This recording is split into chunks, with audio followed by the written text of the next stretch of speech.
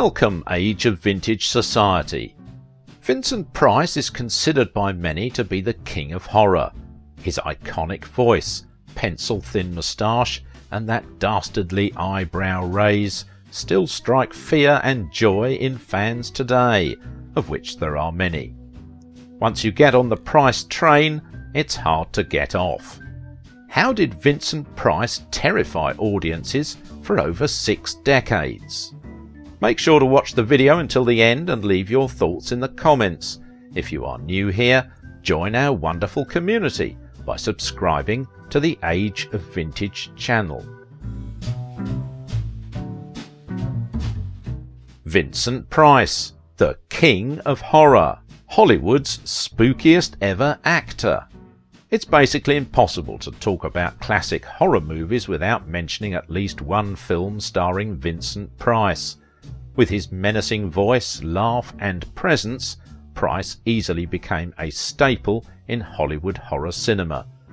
The actor may be known for House of Wax, The Last Man on Earth, and the abominable Dr. Phibes, but he has more than 200 acting credits across film, television and theatre.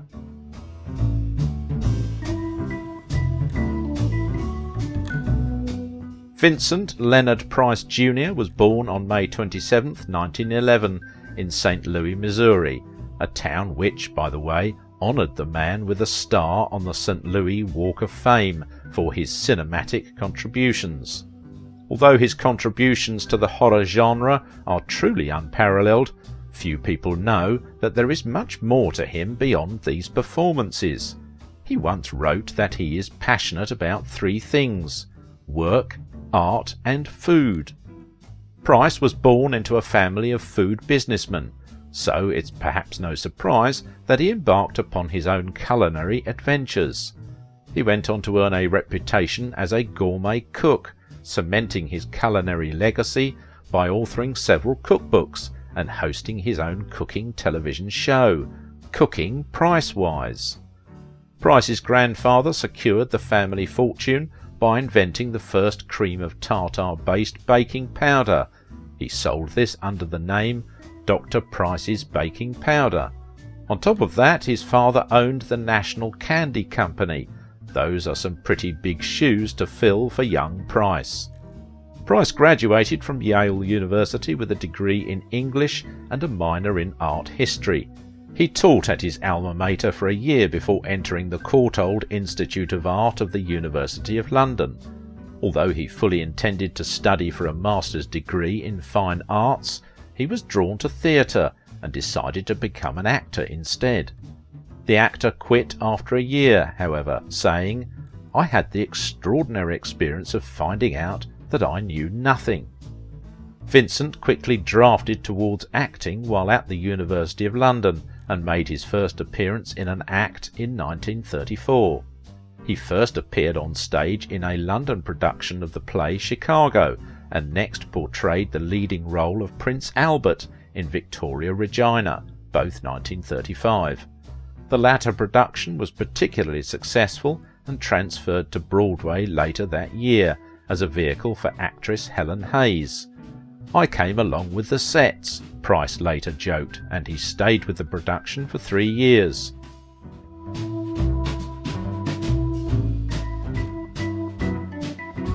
Vincent Price is most well known for his roles in horror movies, but many don't know that he also had a soft spot for commercials later in his career. He did ads for Tilex, the board game Stay Alive, a brand of peanut butter, and Chips Ahoy cookies, just to name a few. While in New York, Price joined Orson Welles' prestigious Mercury Theatre ensemble of radio actors and performed leading roles in several Mercury productions. In 1938, he travelled to Hollywood and made his screen debut in Service Deluxe, and he eventually landed lead and character roles in such popular films as The Private Lives of Elizabeth and Essex, The House of the Seven Gables, The Song of Bernadette, Otto Preminger's Laura, Leave Her to Heaven, and The Three Musketeers.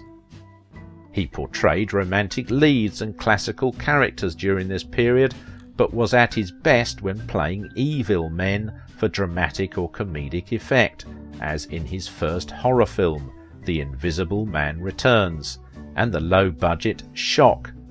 By the 1950s, Price had accumulated an impressive diverse resume, but had yet to establish himself as a major star.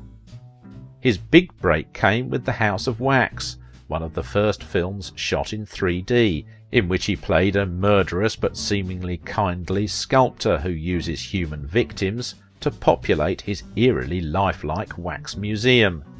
With this film he established himself as America's master of horror, and he was instrumental in re-establishing the genre's popularity, performing in such films as The Fly, House on Haunted Hill, Return of the Fly, and The Tingler. The Tingler starred Price as a doctor who discovers a parasite that eats fear and attaches itself to people's spines. It has some bizarre attributes. Not only is this the first instance of LSD appearing in a film, but it was a 4D experience. At one point in the film, some seats would begin to vibrate, as if the Tingler itself was latching onto your spine. I wonder how many run-outs that caused.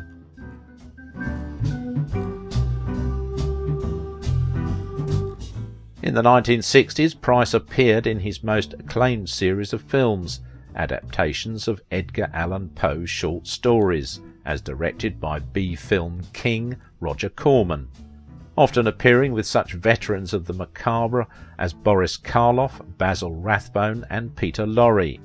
It was during this period that Price attained cult figure status, especially among the younger generation, and he gleefully parodied his own gothic image in such farces as Beach Party. Price's popularity continued into the 70s, and such movies as the abominable Dr. Phibes and Theatre of Blood remain fan favourites.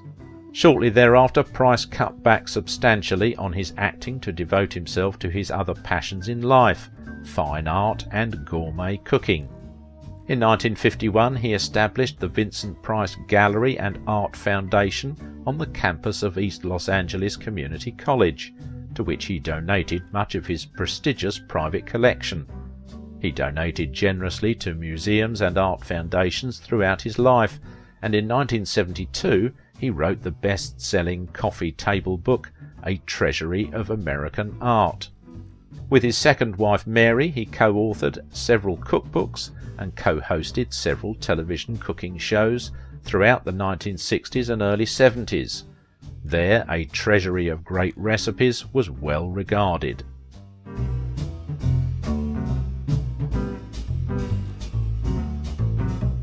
Price returned to the New York stage in 1978 with his acclaimed portrayal of Oscar Wilde in the play Diversions and Delights.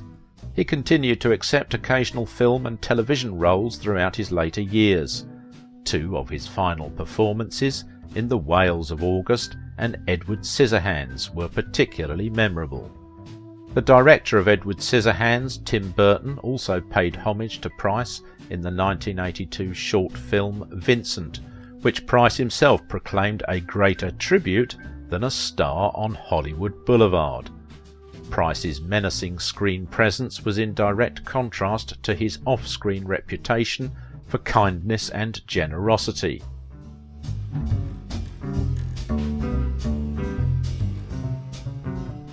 Vincent Price was a real rock and roller.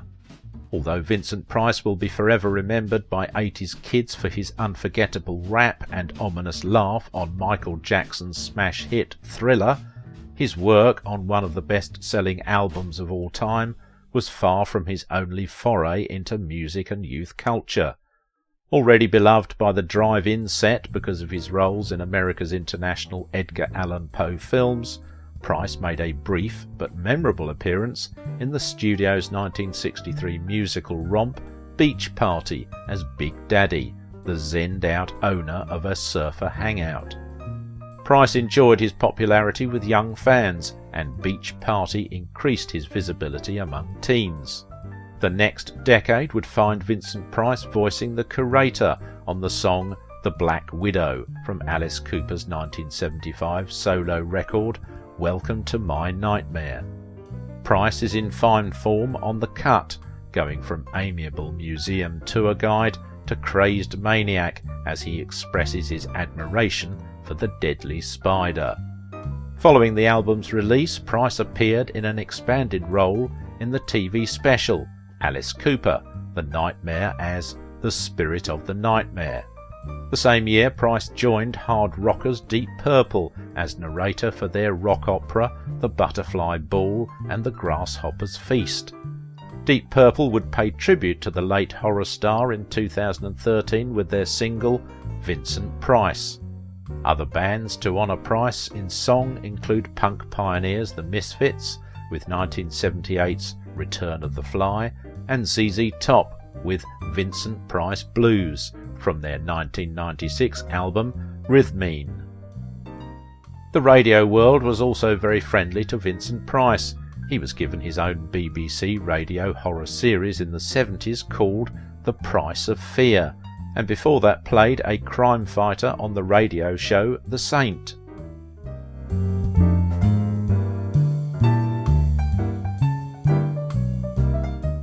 No one conjures the spirit of classic horror cinema like Vincent Price, with his unmistakable voice, diabolical laugh and imposing presence. Price terrified audiences for over 6 decades. With a voice as iconic and distinctive as Price had, it's no wonder Disneyland Paris hired him to record narration for their dark ride attraction, Phantom Manor. However, the audio was shortly replaced by a French narration, so only Price's evil laugh remained. After a major renovation in 2019, Walt Disney Imagineering brought back his recordings and included previously unused material in the refurbished attraction. Tim Burton's Vincent Price documentary remains incomplete and unreleased to this day. Price was Tim Burton's good friend, frequent collaborator and childhood idol. During the filming of Edward Scissorhands, Burton approached Price to discuss the idea of an independent documentary about the actor's life. They shot some interviews at the ELAC, and the project was tentatively titled Conversations with Vincent. After Price's death, Burton wanted to complete the documentary, which he then renamed A Visit with Vincent. However, it never happened. Some say the film wasn't released because it became too personal for Burton, while others believe studios refused to grant any budget for the project. Price was famous for portraying desperate men driven to the edge of madness by evil and insatiable thirst for revenge. Rarely burdened by heavy makeup like previous horror icons, he could evoke terror with the raise of an eyebrow. Most of Price's monsters were all too human, and consequently all the more frightening. However, off-screen, Price's persona was far removed from the villainous roles that made him a star: a loving father, a connoisseur of fine art, and a gourmet cook. Price was a modern Renaissance man who lived his life with passion, zeal and joy. Described by his daughter, author Victoria Price, as a man of glorious contradictions. Price gracefully existed as both an intellectual and a populist whose love of life and experience transcended both class and culture. Although he passed away in 1993, Price's popularity is unwavering as more new fans discover the beloved actor's patented brand of thrills and humour with each passing year. Whether you remember him as horror's master of menace, the Caped Crusader's campy nemesis Egghead on TV's Batman, or the creepy rapper on Michael Jackson's Thriller, Vincent Price is an indelible feature on the pop culture landscape. If you liked this video, don't forget to give it a thumbs up, subscribe if you are new here, and if you want to support my work, please visit my Patreon page. Now it is your turn. What do you think of the legacy of Vincent Price? It is so interesting that he was a man of contradictions, a kind, super kind person, and the king of horror at the same time.